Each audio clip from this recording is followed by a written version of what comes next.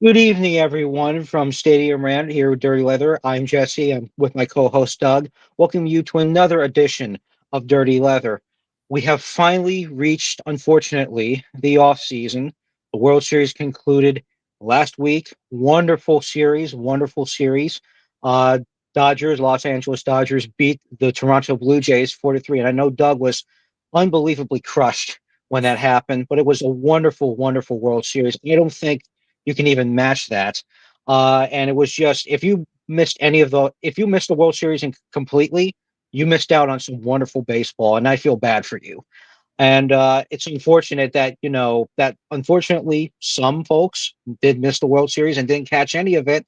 Again, I feel bad for you. It was wonderful, great baseball, and I don't think we're going to see anything like it going forward. Maybe we will in the future. Maybe we won't. We'll see. But now, since we're in the off season, it is time for awards. MVP, Rookie of the Year, Cy Young, Gold Glove, Silver Slugger, all that stuff.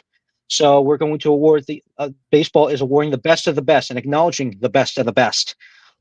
Just a wonderful season all around, and we're going to have a lot of close races and also some blowout races with regards to some regards to some awards. So just strap in for another hour, strap in for an hour, and we'll walk you through everything with regards to the awards and our picks for who's going to win the awards.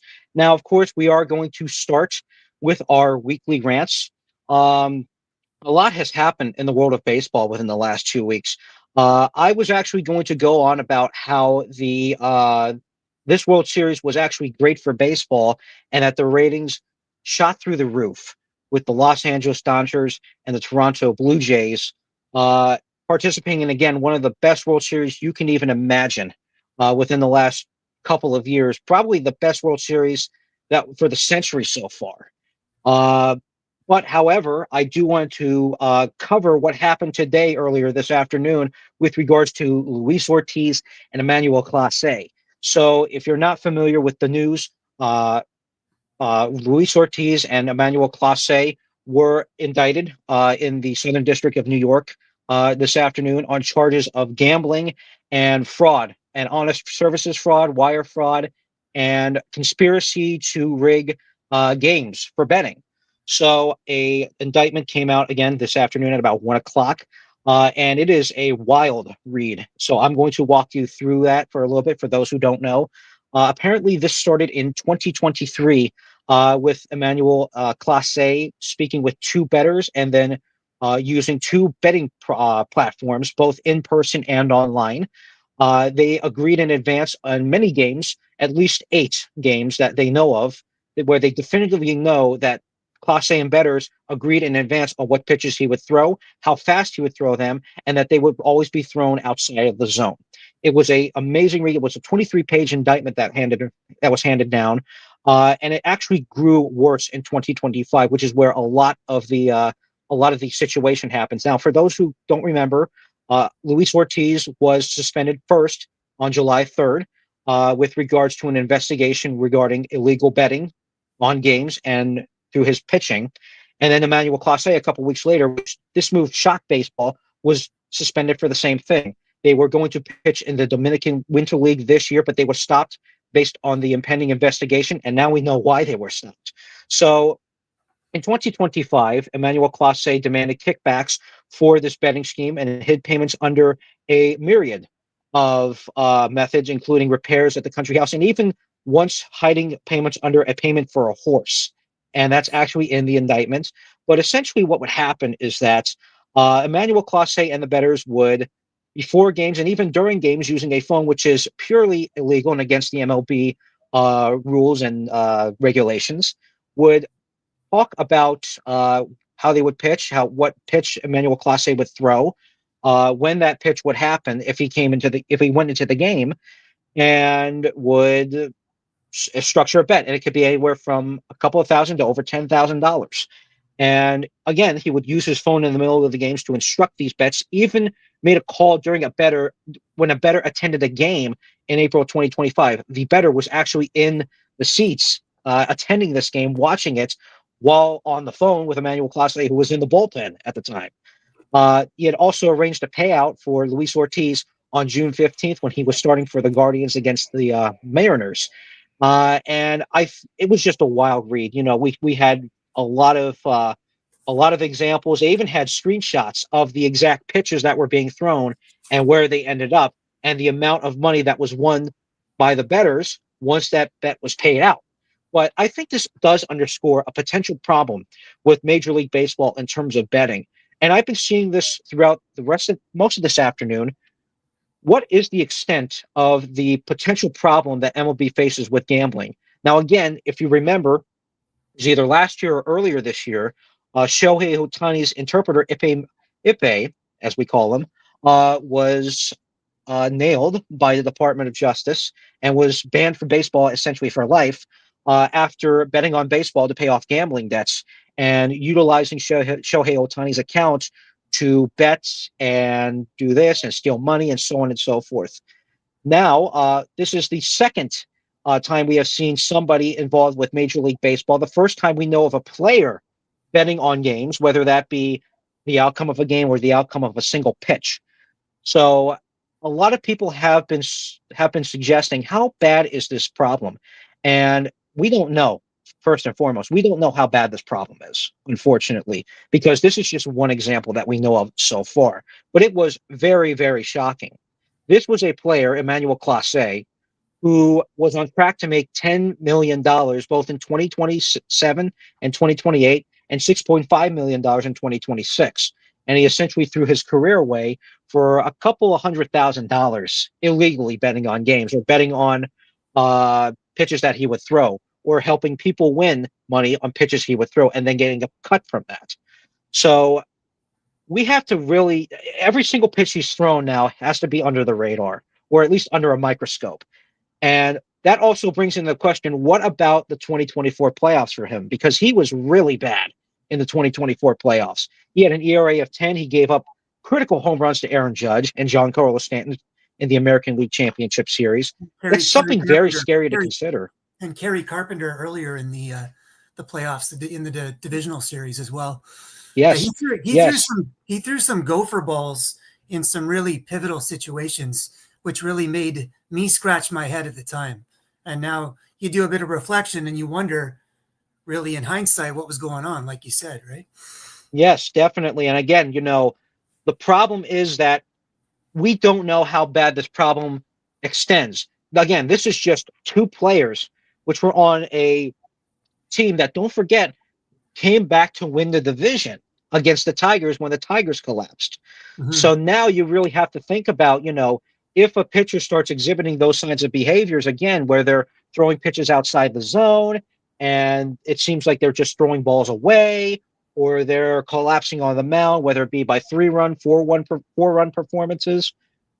Now you have to think, and it's not out of the realm of possibility, could they possibly be betting on games? Now, again, it might be unlikely, but it also could be possible given just the scale in what we know of this investigation with Emmanuel Clase. So it's really, really interesting to think about, and we'll see what happens over the next year. They are betting on the games because they're pocketing on the outcome of their actions.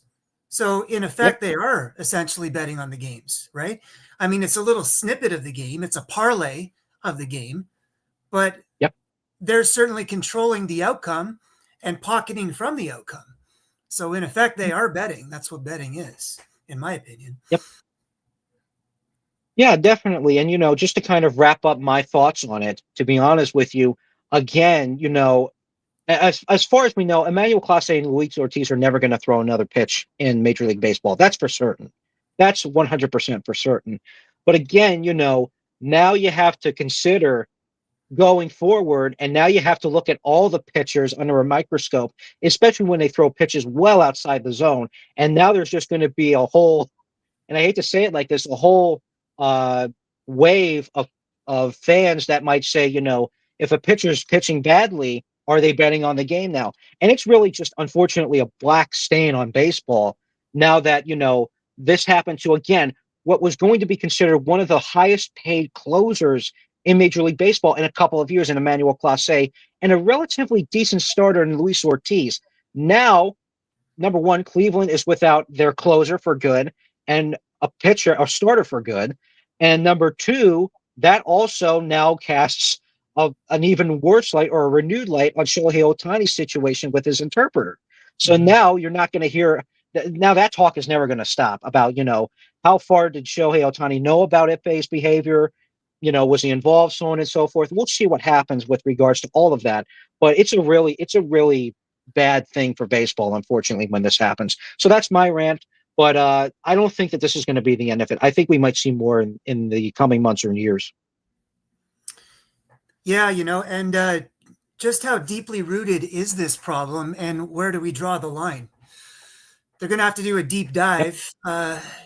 You would think that this can't be the only example of this, and if a deep investigation is conducted, what is that going to reveal, and what are the implications of that?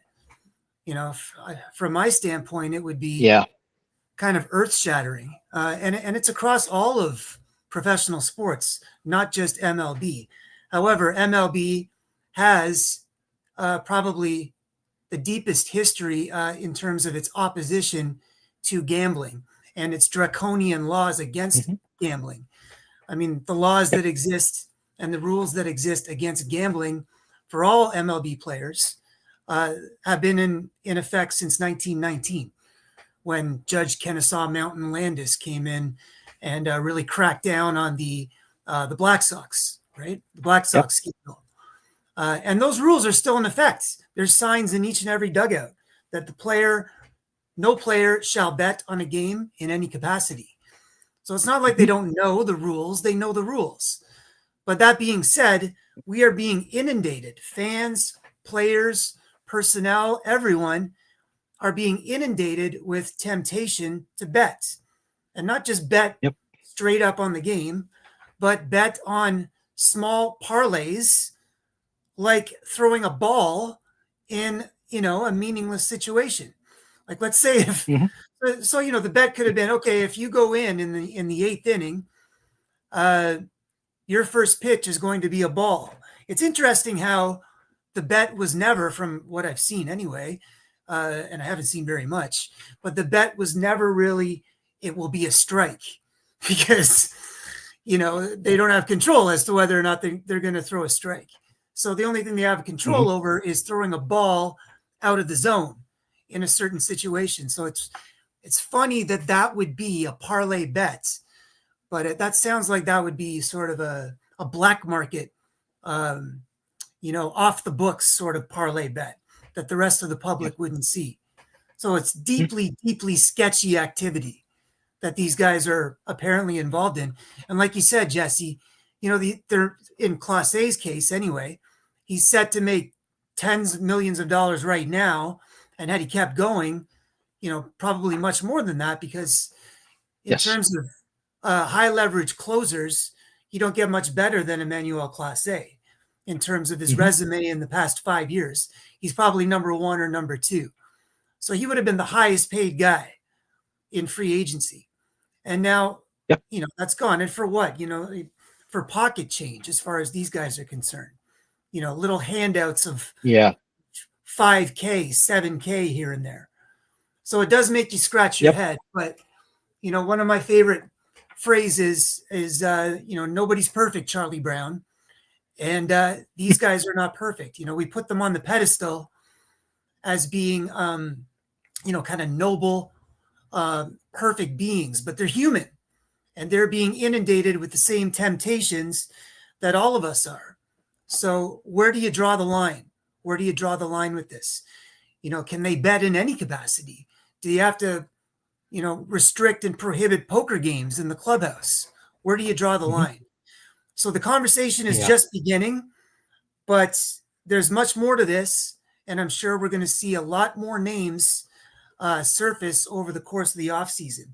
In my opinion, this is just the beginning. So buckle up. This is going to be a real earth shattering story. And we're just getting started. So, my rant, when I think of integrity in baseball, I kind of think of Nolan Ryan. So, I'm wearing my vintage Nolan Ryan jersey tonight because he really Nice. believed in old school baseball justice.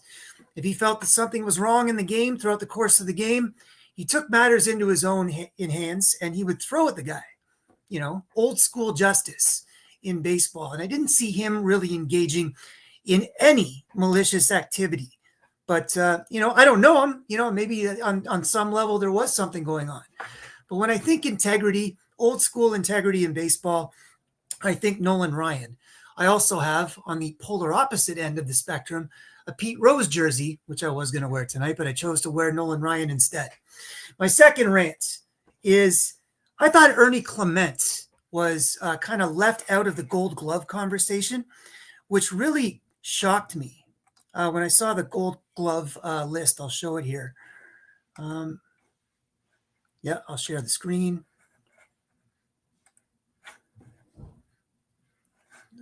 All right.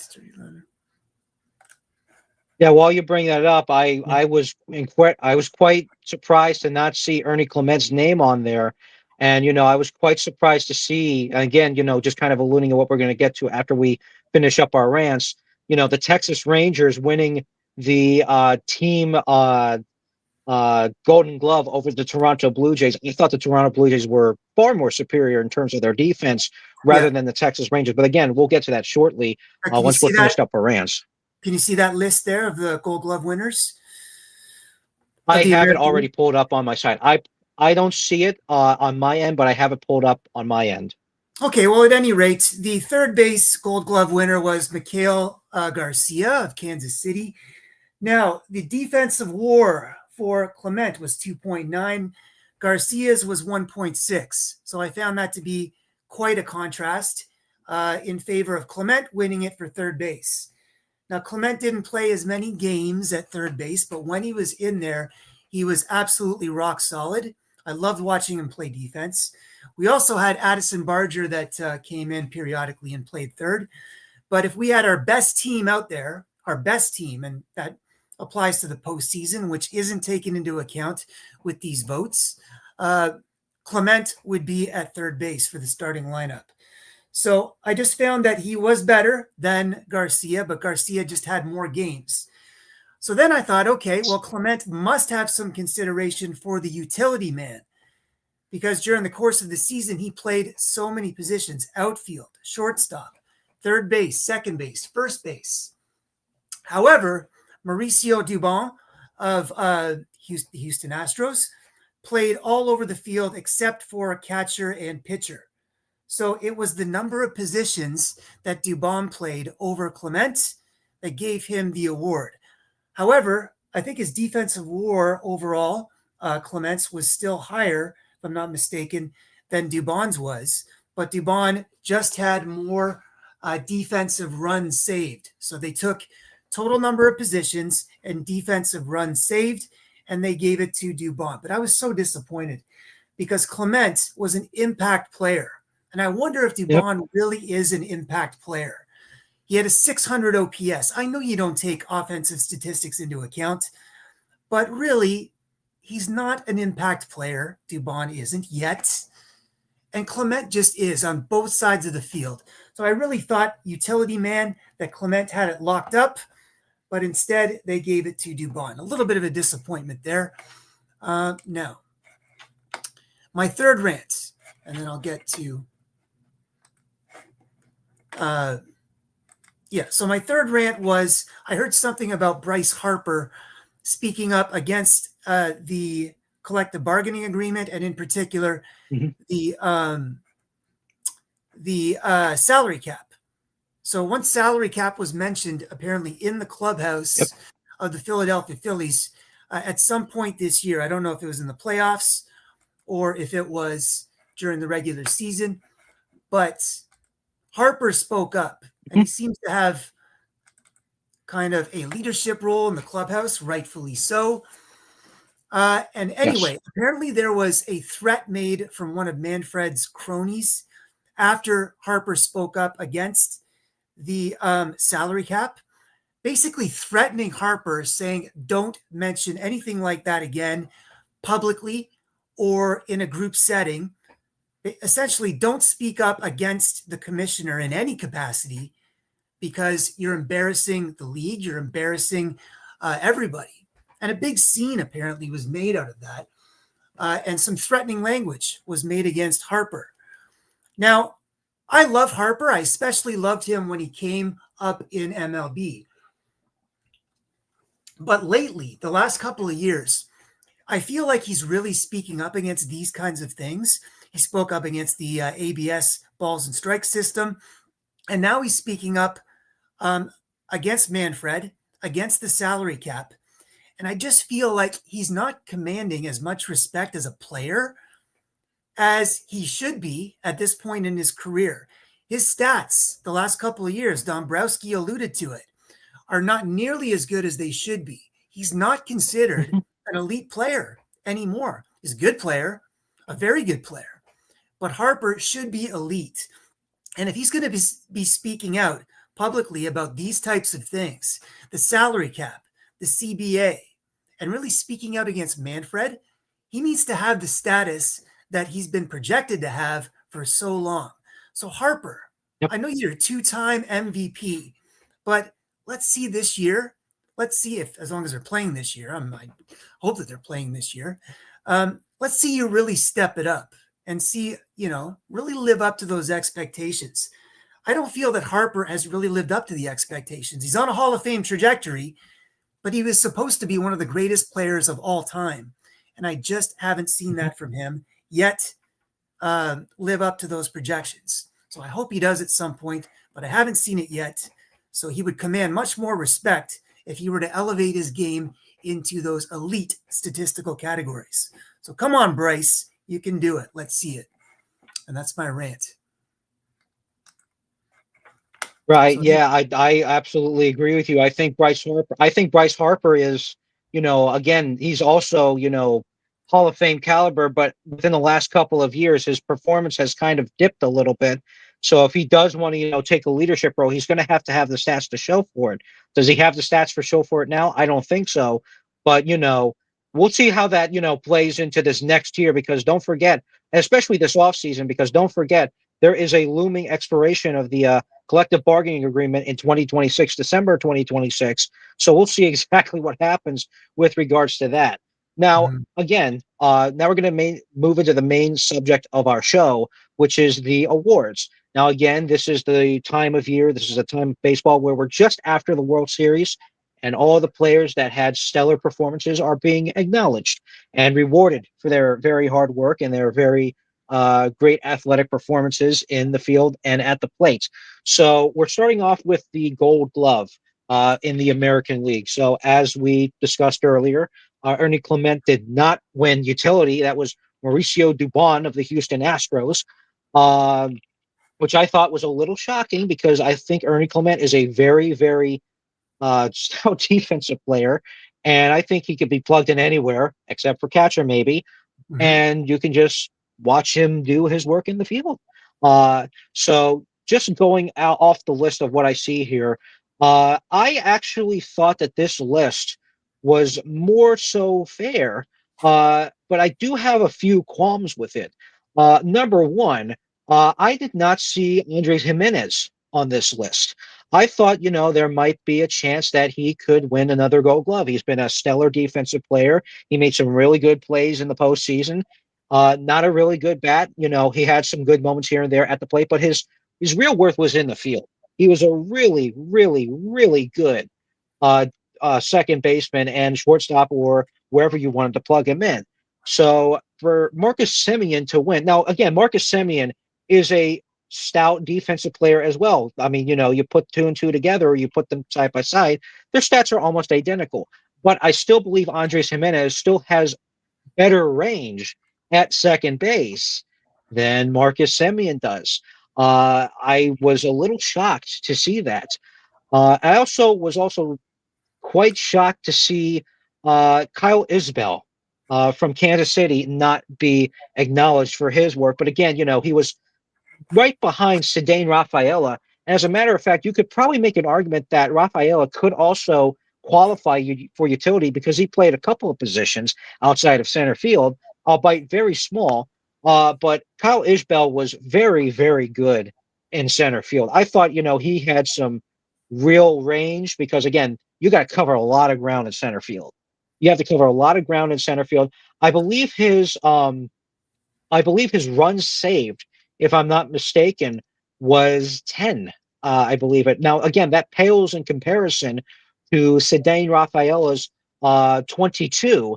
But again, Rafael would probably qualify for utility. So if he did qualify for utility and then beat out Clement and Mauricio Dubon, Isbell would have likely won the center field gold glove. And the other qualm that I had was Wilyer Abreu in right field. I was actually I actually was not expecting Wilyer Abreu to win Gold Glove.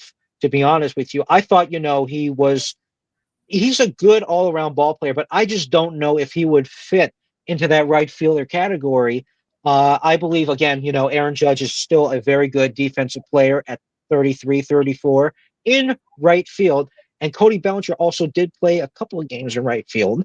Not a lot, but he still played enough. I actually looked at his statistics. Actually, Wilyer Abreu, with his fielding run value added, was the highest out of right field. So it does make sense that he did win the Gold Glove. But right field was actually kind of weak in terms of overall uh, fielding performance throughout the entire American League. The second highest was Nathan Lukes of all players, Aaron Judge, and Wenzel Perez. All of them had five, and Cody Mhm. Bellinger, like the aforementioned Cody Bellinger, had four field run value. So it was a really, really weak field. There wasn't a standout player in right field. So Wilyer Abreu did seem to squeak on by. Stephen Kwan, again, fantastic player, fantastic bat, contact hitter, very good in left field, and of course Bobby Witt Jr. winning shortstop Golden Glove of the year. I don't think there was any question regarding that. But the one other thing that I was shocked about again was the Texas Rangers winning uh, team Golden Glove over the Toronto Blue Jays. Why do I Right. say that? Well, when you look at the team together, Toronto, out of the top seven players, had about four or five that were of the top seven in terms of field run value or fielding run value.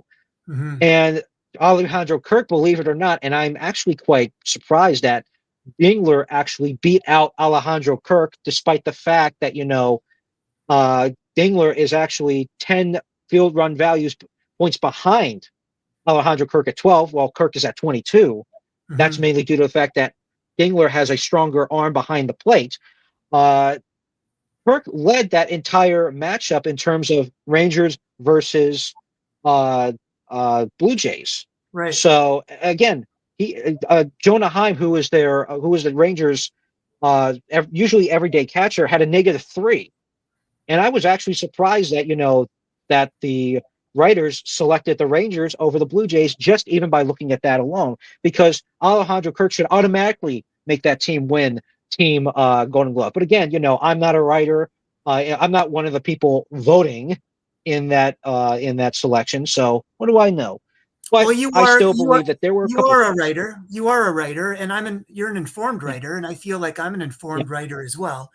But mm, the only thing we don't have is a vote, true. right? We don't have a vote, but we definitely have an informed opinion on this matter. And looking at this list, if I were to field this team, I would not trust this team to really go anywhere in terms of the standings.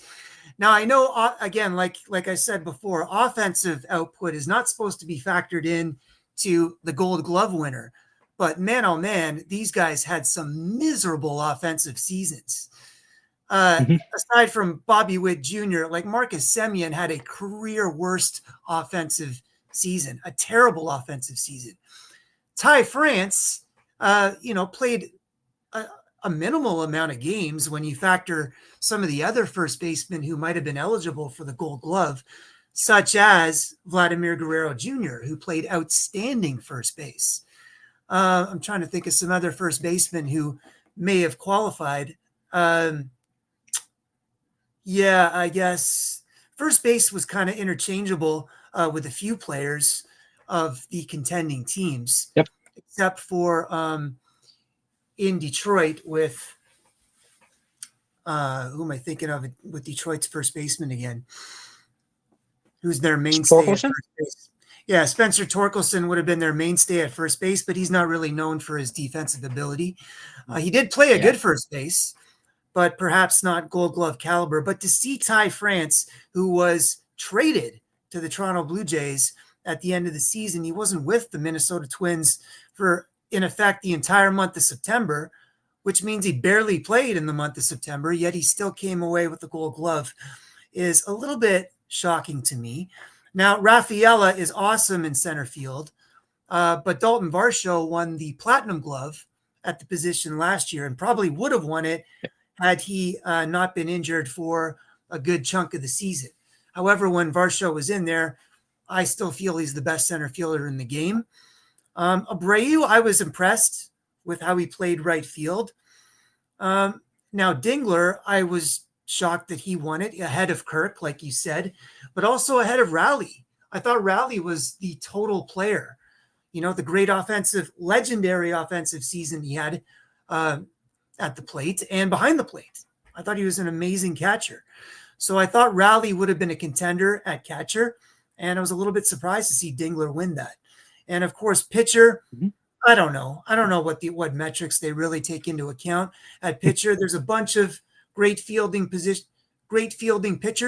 Sure, you can give it to Fried, but I'm sure you could have given it to a handful of guys, right? Yes. Yeah, definitely. I mean, you could have given it to a handful of guys, and I think they really just look at the metrics of, how good of how athletic of a pitcher are you, and how well can you run to the ball if it's hit toward you. I think Yeah, that's really the metrics that they go for yeah. pitchers. But it's again, Max Fried, New York Yankees Gold Glove winner. I'll take it. Of course, me being a Yankee fan, number one and number two, nobody really thinks fielding when it comes to pitchers, but Or there could be maybe a couple of names. nobody thinks fielding when they think of the New York Yankees, I would argue, at least in the last couple of That's years. That's true. That's very, very true. Now Yeah, moving on to the National League. So just looking at some of the winners from that, the Chicago Cubs essentially dominated in terms of fielding in general. Pete Crow Armstrong, I would argue, is the best center fielder defensively in baseball. Probably better than Cedane Rafaela because of the amount of distance he covers. I wouldn't say necessarily his arm is, standout, but he definitely can get to a ball if needed. He's fast, he's very dependent, and he seems to have some good baseball IQ, just enough to be solid to play center field every day. And then you have Ian Happ in left field, who is just as good. And then you have Nico Horner, who has been a defensive standout for the last couple of years. I think he has a Golden Glove of his own, maybe two. So it's only fair that he won. Mason Wynn, that was a name I was not expecting. I actually uh, watched Mason Wynn last year. I thought he was solid enough. I was actually, quite pleased because again, I am a fan of Mason Wynn. I like his ability, at the he's plate, an and I like his abilities in the field. incredible He is shortstop. incredible. Yes, definitely. And again, I wouldn't pick anybody else. I mean, I think he's again standout, fantastic. But I actually have an issue with the right field selection, not necessarily the Gold Glove selection, but the Platinum Glove selection. That being Fernando Tatis Jr. Now, again, same problem as before in the American League. The right field, the right field statistics in terms show that was more of the weakest spot in terms of the field. Again, right field is a really difficult position to play, especially when it comes to throwing runners out at third or throwing runners out at home. Really difficult to play. But again, when it's so I did look at the metrics. His field run value was the highest among qualified right fielders in the National League. But giving him the Platinum Glove, I think, is a complete disservice. When you put everybody together, every qualified player, in terms of just fielding runs value, defensive ability, so on and so forth, he ranks number 14 on the entire list. He's behind Trey Turner. He's behind Luis Torrens, who personally I believe should have won the Golden Glove because his throwing abilities are much better than Patrick Bailey's throwing abilities. Plus, framing might not exist within the next year or two once robot ups start coming along. So we'll see what happens. But again, getting back to the main point, I believe that Pete Crow Armstrong should have been the Platinum Glove winner. He has incredible range in center field, and he does have some arm abilities. He was ranked three field runs above average in center field. Again, really difficult to play, especially if you're throwing from the deepest part of the park. But at the same time, I was not really sold on Fernando Tatis in terms of defensive. I think he's a fantastic hitter, but I'm just not sure about his defense. And to give him the Platinum Glove, I think was very questionable. Otherwise than that, I really didn't have a lot of issues with this list. Key Brian Hayes, third best ranked player in terms of National League defensive runs saved, so on and so forth. Javier Sanoa, I thought was decent. Maybe you could make an argument for Victor Scott if you wanted to, or maybe make an argument for Joey Ortiz, who had a 9 range in the field. But again, those are just very small. Otherwise than that, the only other issue I had was not having Jacob Young and on that. But again, he's a center fielder and he was right behind Pete Crow Armstrong, so that was really difficult. So there were a couple of names I really wish that were on this list this year. Yeah, I would agree with you in terms of the Platinum Glove. I think you have to go right up the middle. The impact players defensively are right up the middle in baseball. That's how you win baseball games, with the catcher, with the shortstop, with the second baseman, and with the center fielder. And if you look at the list of Platinum Glove winners in recent history, it's almost always a shortstop, a second baseman, a catcher, or a center fielder. So, yeah, right field, left field, those are low impact positions in terms of defensive metrics. So it is surprising. And you think, or I don't know, you wonder if it's because of his name, Fernando Tatis Jr., that he gets these accolades. He is a great defender. He's got a wonderful arm. He lays out for balls, but a lot of guys do. And Mason Wynn played a phenomenal shortstop. I would have been more inclined to perhaps give him the Platinum Glove. I know you talked about Jimenez in the American League. He won the Platinum Glove at second base, and rightfully so. Nico Horner is flawless at second base. I would have thought that perhaps he'd get more consideration for the Platinum Glove. Key Brian Hayes is not much of a hitter, but he is on a Hall of Fame trajectory in terms of being a perennial Gold Glove winner. He's, in the conversation of some of the greats like Brooks Robinson at third base in terms of his defensive ability. So, however, at third base, I thought Manny Machado might have deserved more looks than he had this year, or maybe last year you could have made that case as well.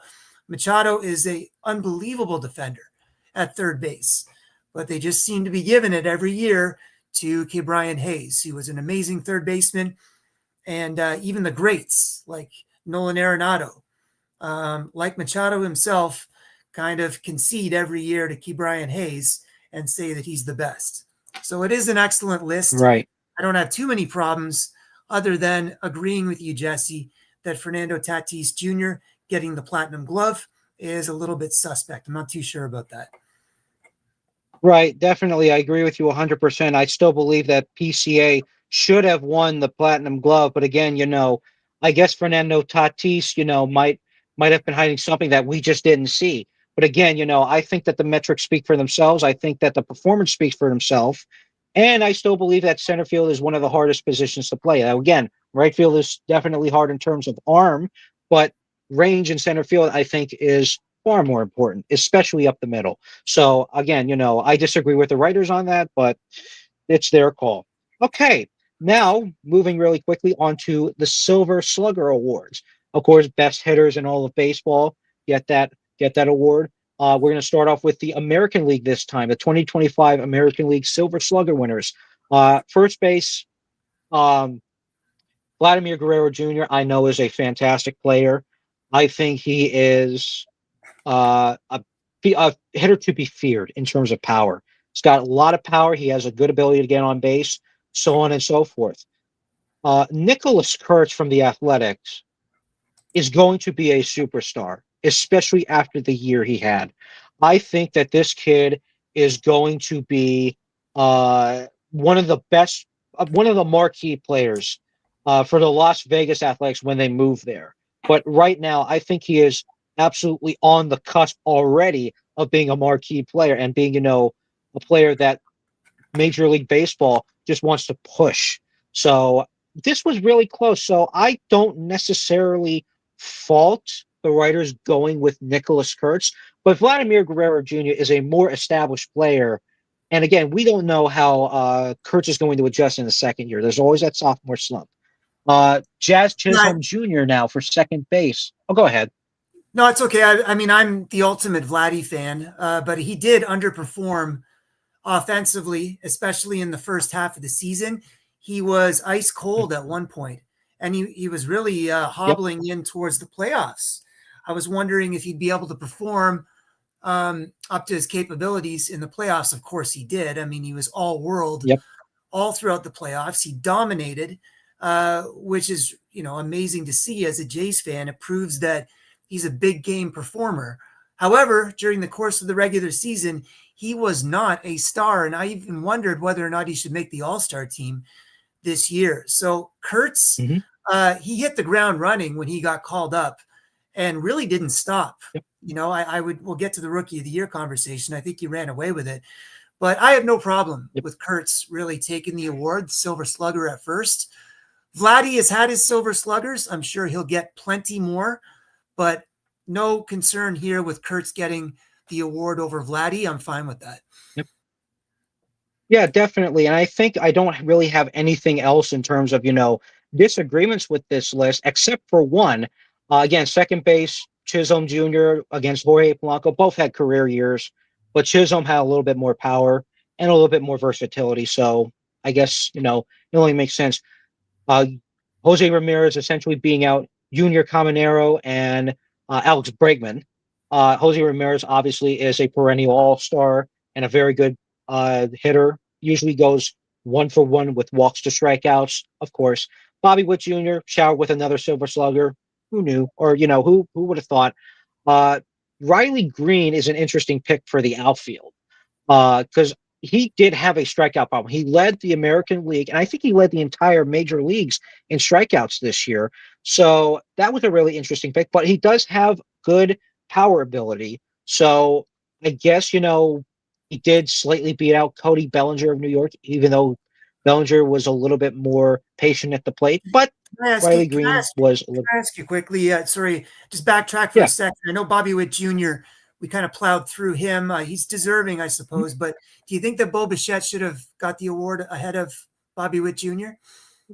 Well, that's a really good question. I believe that both players are fantastic in their own right. I think Bo Bichette is going to net a lot when he hits free agency or, during the free agency talks. I think, it could have gone either way, but I still believe that Bobby Witt Jr. may have just a slight edge in that conversation. And that's mainly due to the fact that he does have a little bit more of a hitting ability and a doubles ability, a gap power ability. He had 47 doubles this year and 184 hits. Yeah. That What leads did the entire Bichette have? major leagues in both categories. Okay, but Bichette was injured towards the end of the year, and before he was injured, Mhm. he was ahead of Bobby Witt in both those categories, and he finished with a higher average and Yes. with a higher OPS. I really believe that Bichette should have won it, but I'm partial. I'm a Jays fan. Bobby Witt Jr. is a superstar. However, he did not have a superstar year. Bobby Witt Jr. is going to have Yeah. years throughout his career that are going to be way better than this one. And I just feel Silver Slugger in 2025, okay, that's fine. But I think Bichette was probably a little bit more deserving, in my opinion. Anyway, Okay. Yeah. I personally believe that it could have gone either way. But again, I'm a Yankee fan, so obviously there are things to be considered. But the one thing that I will resist in terms of the American League Silver Slugger winners really fast, I still believe Ben Rice should have won over Zach McKinstry because I believe that Ben Rice has a better ability to hit the ball hard, and he actually was higher in almost every single offensive category than Zach McKinstry. So I thought that was a really interesting pick by the writers. Now, in terms of the National League, just moving over there really quick, I didn't see anything that really shook anything. Pete Alonso, obviously one of the best first basemen in baseball. Ketel Marte, strong hitter. Manny Machado, even though he had a really down year in terms of just what we're used to, he still won a Silver Slugger, but he's still a great hitter, great hitter. Shortstop Geraldo Padromo, that was a name that I had actually tossed up earlier in the year as possibly an All-Star or potentially to win some type of award, maybe a Silver Slugger. So congratulations to him. Juan Soto came back essentially from a really bad start earlier in the year to win a Silver Slugger. Corbin Carroll and Kyle Tucker winning the Silver Slugger, beating out Kyle Stowers of Miami. Pete Crow Armstrong, he was selected as a finalist, but he fell off horribly toward the end of the season. Uh, but I still believe James Wood might have been in the consideration. Maybe could have swapped with maybe Corbin Carroll, but it was really close in terms of who would finish in third place. Hunter Goodman from the Rockies, their lone shining star on that team. Shohei Ohtani winning the designated hitter Silver Slugger. I think there's really no question.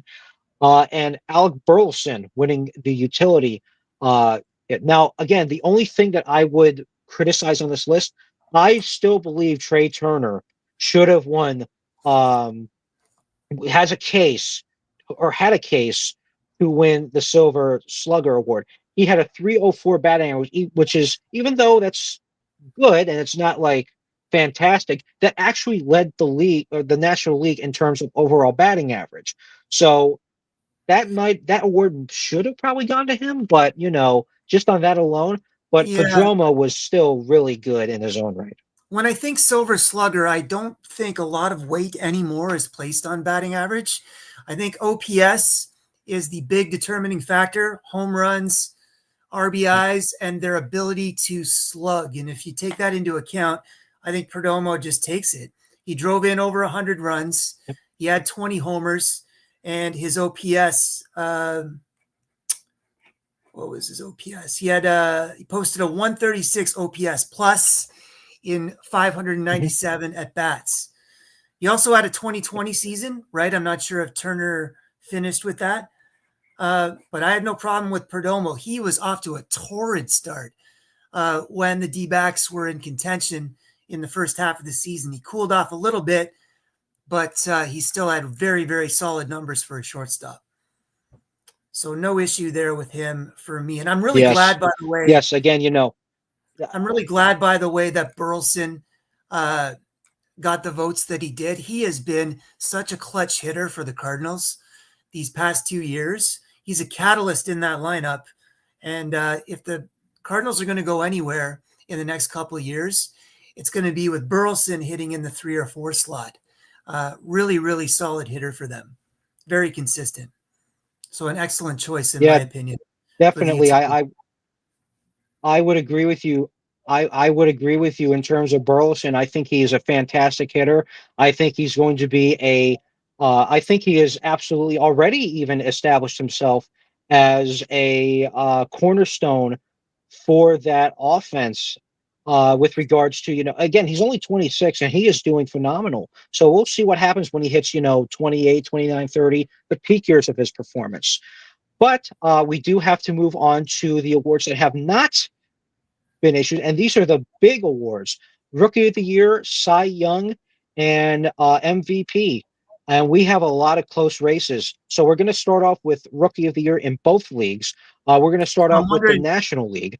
I'm wondering, Uh, Jesse, it's going to it, for the interest of time, are we going to?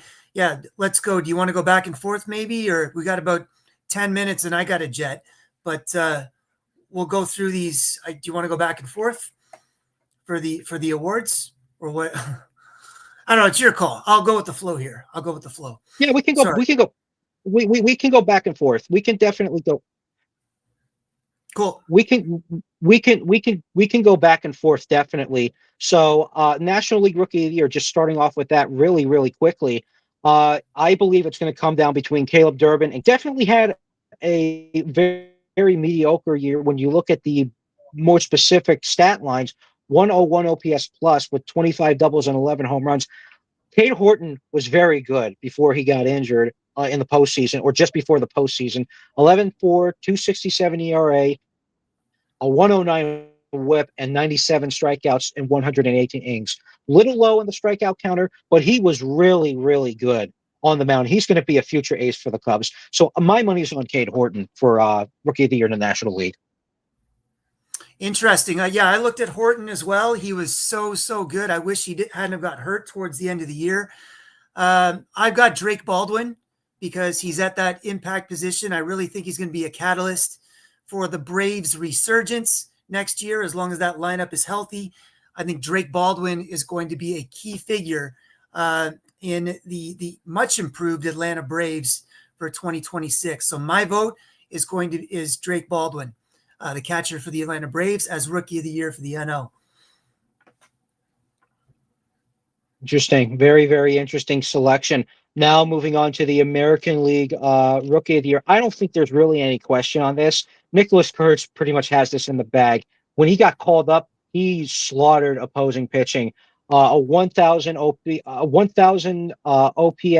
173 OPS plus, 26 doubles, 86 RBIs, and he was really good. Jacob Wilson was my early pick, very early in this year before he got hurt. So Nicholas Kurtz, when he got called up, stole that away. And the third finalist, Roman Anthony, very good player, but I think Nicholas Kurtz has this in the bag. He was phenomenal this year. Yeah, I'm so excited with this rookie class that we saw last year. Roman Anthony is going to be a star. I can't see any reason why he won't be. I know Wyatt Langford wasn't a rookie this year. He was projected to be an awesome rookie last year, and then everyone thought he was just going to tear it up as a sophomore this year. It didn't quite happen. Anthony, however, as a sophomore next year, I think is going to be a superstar. That said, he's not quite getting my vote as Rookie of the Year, and I got to go with Kurtz. Like you, Jesse, I think Nick Kurtz, the stats are just too strong, especially with the 36 home runs and that super impressive 4 home run game that I wrote about for Stadium Rant early in the year. Nick Kurtz, clearly AL Rookie of the Year. Yeah, definitely. I don't think there's really any question on that. Now moving on to the National League Cy Young. Christopher Sanchez, Paul Skeens, Yoshinobu Yamamoto. I think it's Paul Skeens. I think you would be silly to not give Paul Skeens the win on this one. Had a really good 2024, was even slightly better in 2025. Don't let that 10-10 record fool you. He was on a team where their offense was the worst in baseball, possibly on par with the Rockies or just slightly above the Rockies. But he was really good. A whip under 1, 216 strikeouts, only 42 walks in 187 innings pitched, 7.6 WAR. Yamamoto was good, and he was really, really good in the postseason. Was essentially unhittable, but I don't think the postseason would even with the postseason boost a little bit for Yamamoto, I think it still pales in comparison to Paul Skeens. I think he's a fantastic pitcher. And if he, and I did write an article for Stadium Rant, if he gets traded to a really good team, whether that be a surprise trade this year or possibly in the future, he's going to be a difference maker. So I think he's going to win the Cy Young in the National League. Yeah, it's interesting. I really love that article that you wrote earlier in the week. Check it out if you haven't yet. It's about how it could rewrite the narrative in MLB. It would be a seismic trade, obviously, if Skeens were to be traded. There's not a lot of talk of that happening, but theoretically, look at the scenarios that Jesse came up with. It's pretty interesting stuff. Now, I was going to bet a Pirates fan before the season started that Skeens would win more than 10 games. And he said, I bet you he won't win more than 10 games. And I'm like, how could he not win more than 10 games? Paul Skeens, are you serious? I thought minimum 14, 15 games he would win. But they could not score him any runs. And obviously he's going up against the other team's ace every time he takes the ball, right? But phenomenal statistical output across every major stat category. He would have won the Triple Crown had his Pirates teammates scored any runs for him really when he had his starts, right? So his ERA, dominant, Mhm. strikeouts, dominant, whip, you know, across the board. He clearly is running away with the Cy Young. We didn't mention Freddie Peralta, my man. He was in contention there for a little while, but Paul Yeah. Skeens is definitely uh, the clear winner of the NL Cy Young. Definitely, I would agree with that 100%. And I think any voter who doesn't select them is nuts. So now moving on to the American League, this is going to be a really tight race. Tariq Skubal, Garrett Crochet, and Hunter Brown, all three guys I had as potential Cy Young winners earlier in the year, all now are finalists. But this is going to be really close. Crochet was fantastic, 255 strikeouts in 205 innings. Tariq Skubal, 221 ERA with a .89 whip.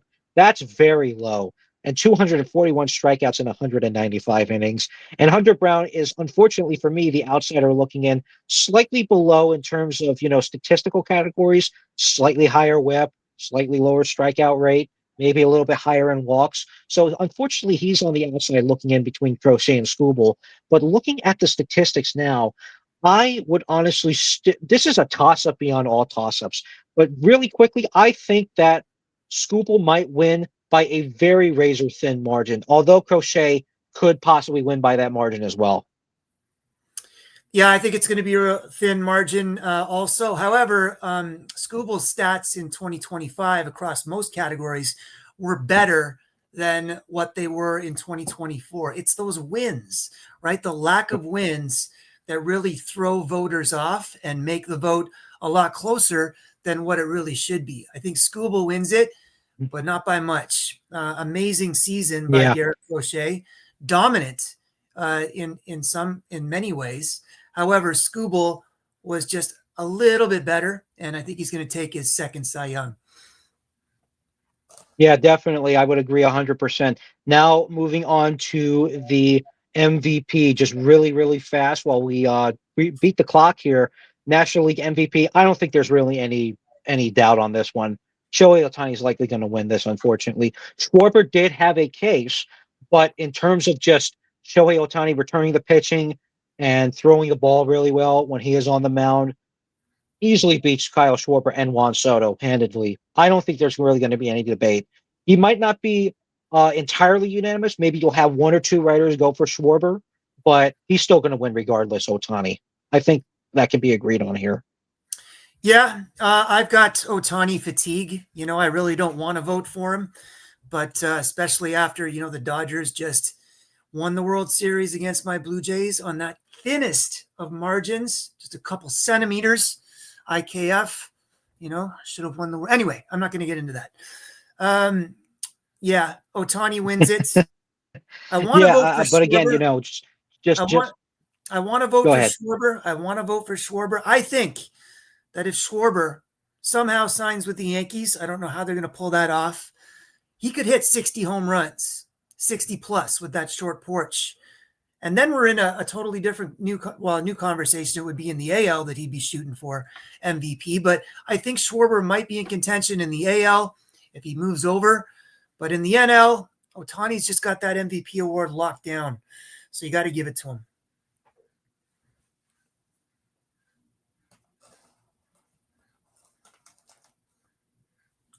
So yeah, Ohtani in the NL. How we doing? We moving over to the AL now? All right, moving over to the AL. Of course, we've got Cal Raleigh and Aaron Judge. I think Jesse's probably going to lean towards Judge. Most voters, I think, are going to lean towards Judge with that OPS that is just out of this world. Judge with 50 plus home runs again, leading the American League in RBIs, OPS, and home runs.